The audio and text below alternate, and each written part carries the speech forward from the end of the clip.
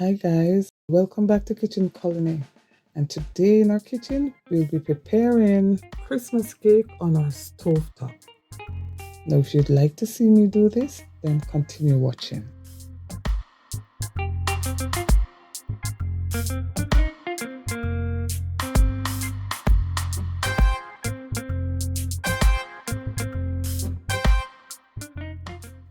Someone recently told me that they were unable to make Christmas cake or pudding this year because their oven was broken.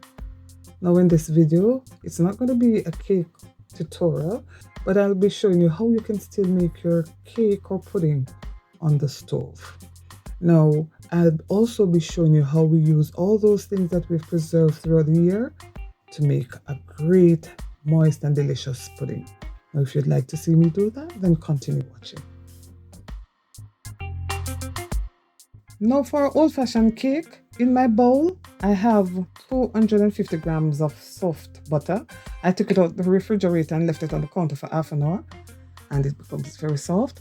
Then I have 2 cups of plain flour, 1 cup of soft brown sugar, half a cup of breadcrumbs, 1 teaspoon of cinnamon, 1 teaspoon of nutmeg, half a teaspoon of mixed spice, 2 teaspoons of baking powder, half a teaspoon of salt, and I'm using 5 eggs because the eggs are very small. Now here we have our fruits and the other liquids that we need. And remember, when I did my Tutti Frutti fruit, I showed you how they soak the melon rind for Christmas pudding. And here it is, the one soaked in wine and rum. Over here we have the green one soaked in rum only, and some fruits like raisins and a little bit of cherries, dry cherries, was soaked in rum. Over here we have the chocho preserve. Remember, charity preserve that I made, that also goes into it.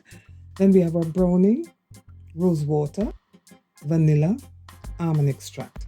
Those are all the things that my mother used when we were growing up because she was not able to get all those fancy fruits. So that's it. Before we do anything else, the first thing we want to do is start prepping. And the first thing I want to do is to prep my fruits, get it blended.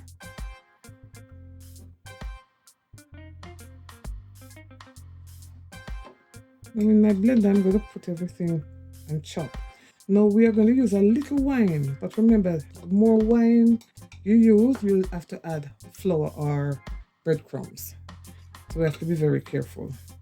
And though this is not a cake tutorial, because I have a cake tutorial already, I'm just showing you the process that was done, just to show you that it's similar to the ones we know.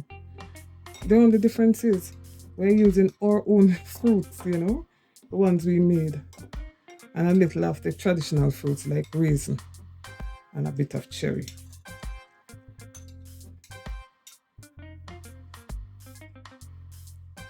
Now the next thing I'm going to use is my chocho preserve or my chayote preserve, and this, she would tell me, would make it very moist. So I'm going to use 1.5 spoons, and then I'm going to get it chopped. You can puree it and make it very fine, or you can just lightly chop it. So it's up to you.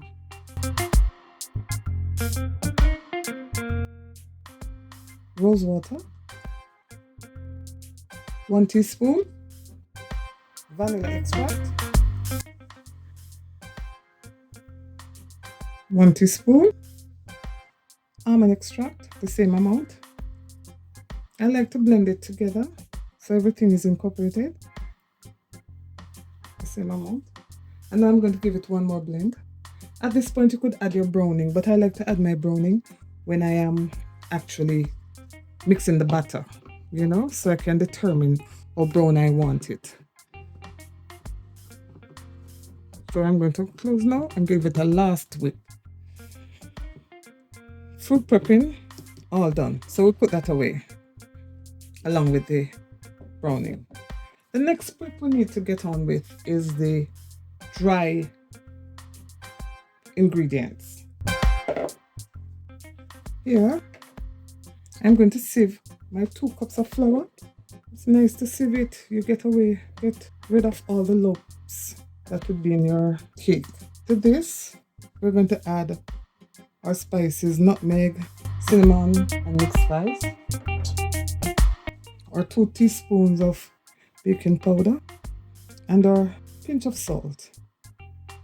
So we're going to mix, or sieve I should say, everything together. This helps to incorporate all the spices within the flour, get rid of any lump, such as these.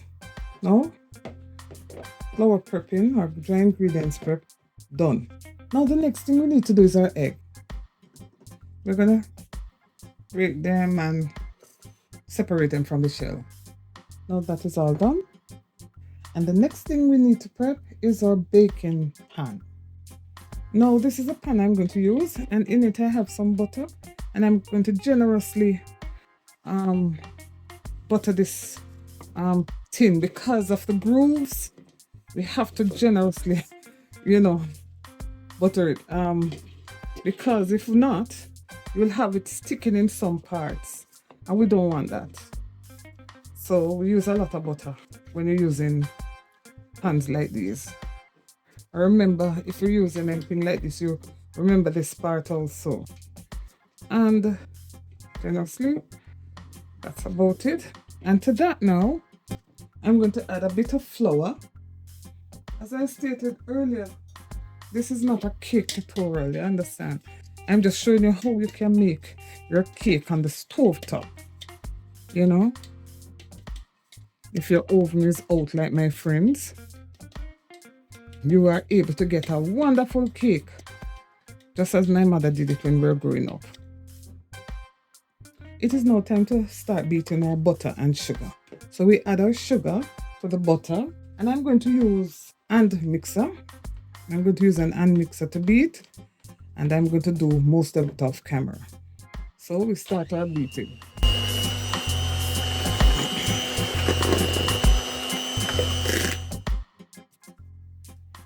Now guys, after about 6 minutes of beating, this is what we have: fluffy sugar and butter, very fluffy. Now the next thing to add is our egg, one at a time. She told me just one at a time. And then we beat.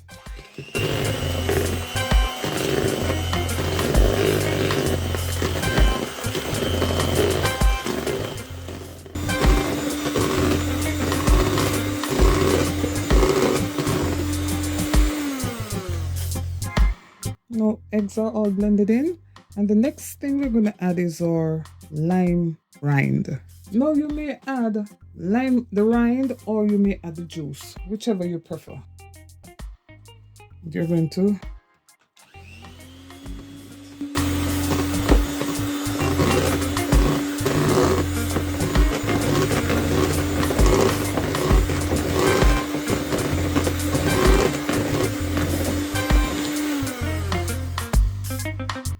Now that is finished, let's get on with the other part.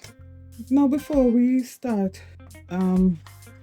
mixing our butter, we must remember the breadcrumbs, the half cup that I have. I'm going to blend it with the flour.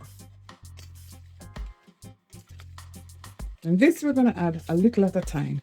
And I'm not going to use the hand mixer, I'm going to use my hand. A few minutes before you start creating your batter, we're going to take some time to prepare steaming bath. So in a pot, a very large pot that can hold your baking tray, or your baking pan, sorry, you're going to put a towel at the bottom, and this protects your pot. And then to this you're going to add some boiling water to cover, almost covering the towel. Yeah. You can add more if we need to. Then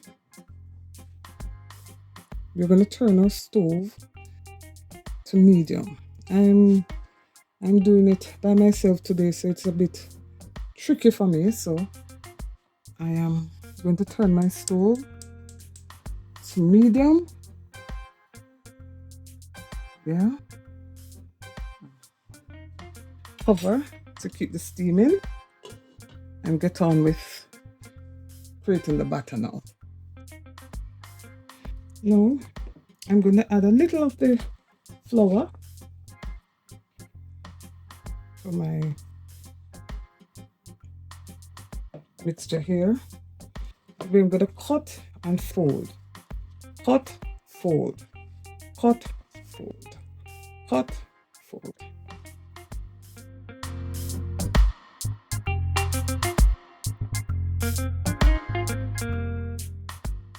At this point, I'm going to add some fruits. Before I add the last batch of flour, I'm going to add some fruit.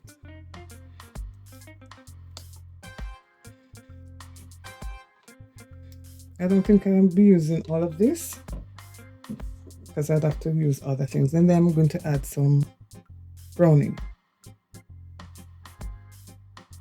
And this is about a tablespoon at first.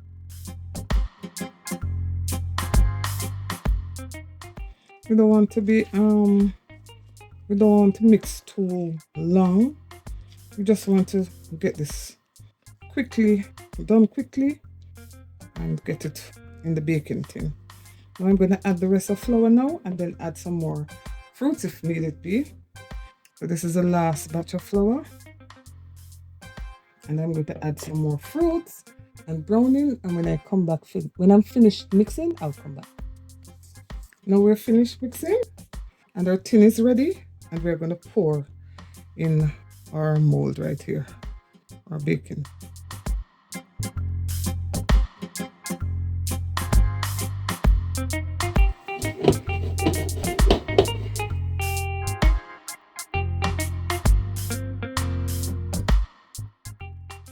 It is filled. We're going to get it ready now. Trying to level it off. Now they're all prepped, and what is left, I've placed it in another tin, and I'm going to put that in the oven. Now to get on with this one now, you have to cover it. My mother used to use something similar to calico. She used to use something similar to calico to cover hers.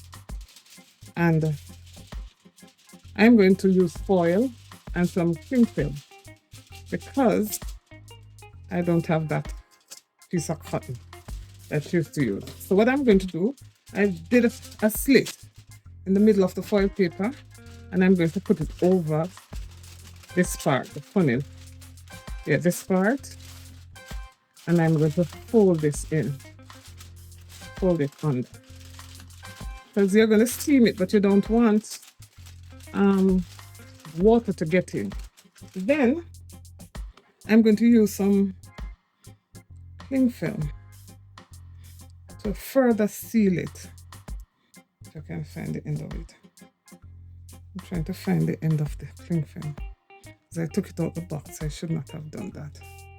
Trying to find the end of the cling film. There it goes. Yeah. Yeah, well done. So, what I'm about to do here, almost similar to what I just did. Similar. I want it to go over nicely without tearing. Yeah, just stop it about there. And then wrap this around the tin to seal it. Seal it properly.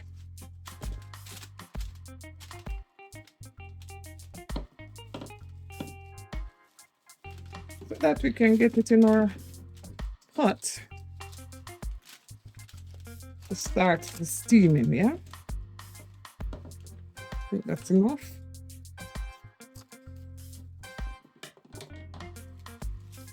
Yep. And here, I'm going to use some further wrap around there. Right here. Carry that around. Oops. Carry it around. Prevent any water from going in.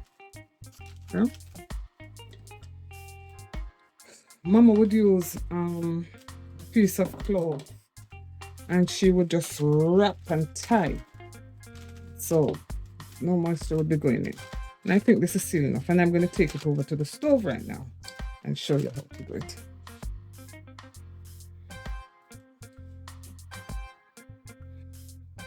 Now here we have our pot ready. Very hot. Oops. And we're going to let's put our cake in. This pot is not as big as I wanted it, but we just have to make do. So we put it down, and in case the water dries out, you can always pour water from there. So I'm going to cover now and allow it to steam on medium for about 45 minutes.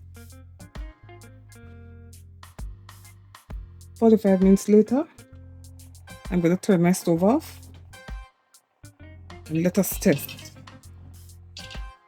This is what I do. I use my stick and I pierce through. Let me find one quickly. Clean, so it is cooked. I'm going to take the cover off, leave it open and allow it to cool before I remove it. Now I've removed the foil and the plastic. It is now cool, and I'm not going to wet it yet because my mother always tells me to wet it 2 days after. So 2 days after I start wetting it. Fully baked. 45 minutes.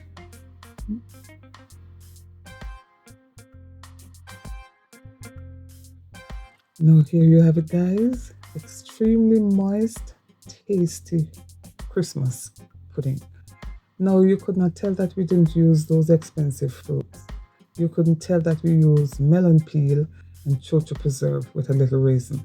You could not tell because it was so delicious, extremely moist and wonderful. Now it actually tastes like a wedding cake. Now the icing was not there for decoration. It was there to keep the cake moist.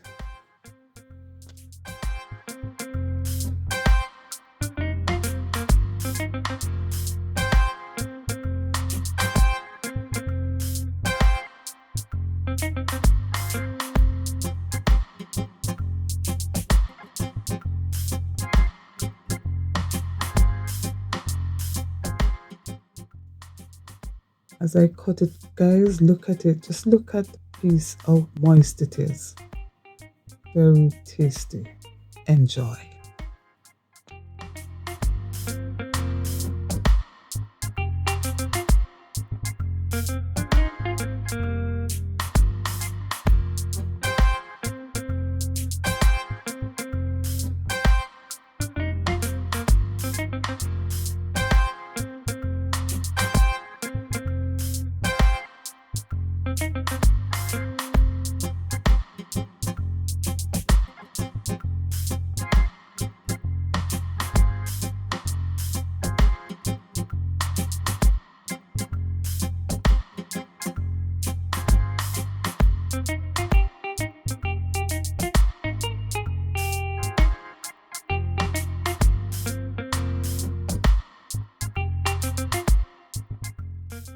Thank you for watching my video, and if you have not yet subscribed, please remember to do so.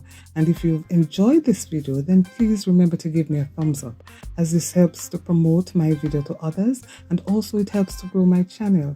Thank you very much again for watching. See you in the next video. Bye bye.